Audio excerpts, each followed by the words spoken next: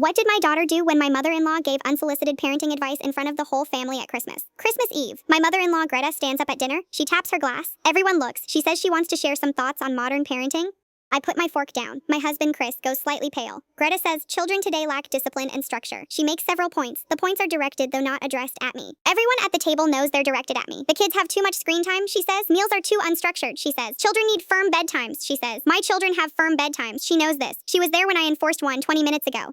My 11-year-old daughter, Ivy, is still at the table because it's Christmas. She's been given special late permission. She is listening to every word. She has her notebook in her lap. She has been writing in it for 3 minutes under the table. Greta finishes. She sits down. There is polite clapping from 2 of the aunts. Ivy puts her notebook on the table. She stands up. Everyone looks at her. She says, I'd like to respond. Greta blinks.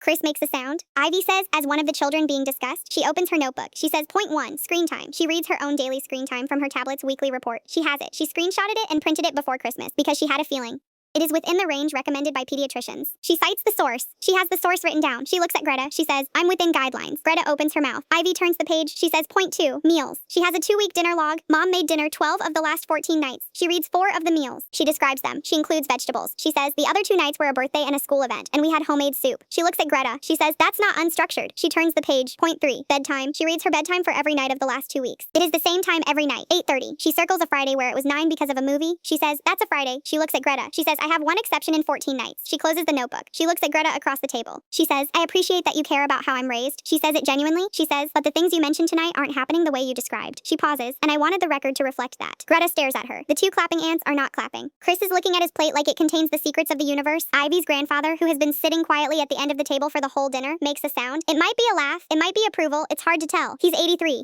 He gets to make any sound he wants. Ivy sits down. She opens her notebook. She writes something. She writes for a moment. She closes it. She picks up her fork. She eats. The table slowly comes back to life. Someone asks about dessert. Dessert comes out. Greta eats her dessert. She says nothing for a while. Then she says, the dinner was very good. She says it to me. I say, thank you, Greta. Ivy looks at her notebook. She writes that down. I find out later what she wrote. She wrote, compliment given, December 24th. She put a star next to it. She keeps stars for things that surprise her. Later that night, I tuck her in. I say, Ivy? She says, yeah. I say, the notebook. Where did you get the bedtime data? She looks at me. She says, I've been keeping a log since October. I say, since October.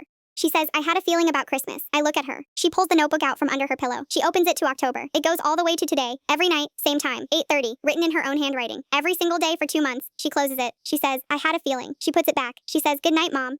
I sit on the edge of her bed. I say, good night. She says, the compliment counts, by the way. I know. She says, that's progress. I know that too. All hail Ivy. Age 11, pediatric guideline citer, 63-day bedtime logger. She had a feeling about Christmas and she was ready in October.